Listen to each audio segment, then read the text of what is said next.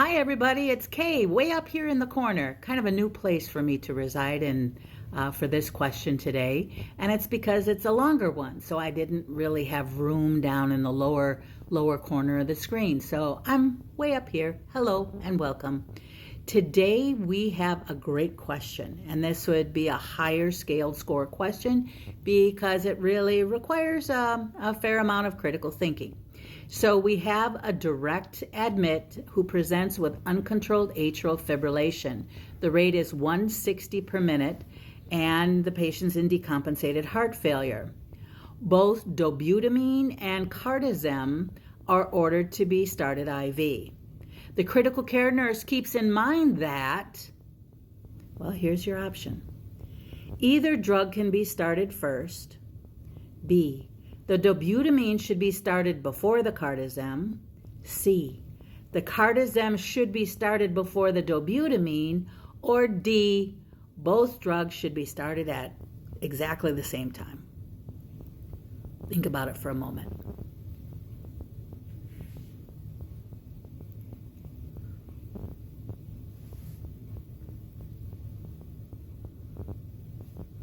Well, I'm going to talk just a little bit, and then we'll come in for a landing on which one really and truly is the answer. So we have atrial fibrillation rate at 160. So rapid ventricular response rate there. And so one of the things that we know when we're talking about dobutamine and cardizem is dobutamine is going to be the drug that we're going to get going for decompensated heart failure, right? And we're going to get the dobutamine going because of its inotropic properties. So it is a beta agonist, primarily beta 1 agonist. That means it's going to stimulate the sympathetic effects on the beta 1 receptors, which are located on the heart. So we can automatically expect that when we stimulate beta 1, we're going to see an increase in heart rate. We're going to see an increase in contractility, and that's why we're using it, right? Decompensated heart failure, we're using it for its positive inotropic effects.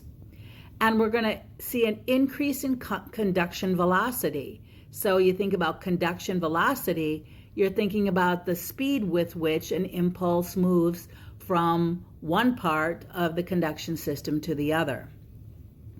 So think about this for a second. This person's clipping along at a ventricular rate of 160. Dobutamine is a beta agonist, beta 1 agonist, which will increase conduction velocity. So see, your choice here makes a difference. If you start with the dobutamine being a beta 1 agonist, we're going to increase the conduction velocity or the speed of impulses that make their way through the AV node, and the ventricular response rate to the atrial fib will increase. That's not a good plan. So in order to use dobutamine in acute decompensated heart failure, we have to have AV nodal suppression on board.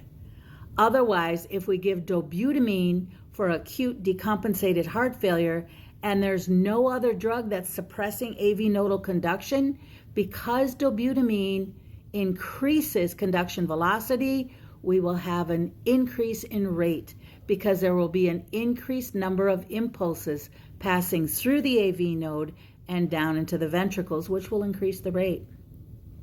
So it makes a difference here. We have to get the cardizem bolus and drip on board first to get our AV nodal suppression. Then we hop on the dobutamine, because at least when dobutamine is doing what we want it to do, and that is increasing contractility, at least we have suppressed the increase in conduction velocity by adding that cardizem first and suppressing the AV node. So when we look at our options here, we know that the cardizem should be started before the dobutamine. If it's reversed, the response to the atrial fibrillation is going to get worse. So I hope you enjoyed the thinking behind this question today. Please come and pay me a visit over on khoppypresents.com Have a wonderful day, and I'll see you next time.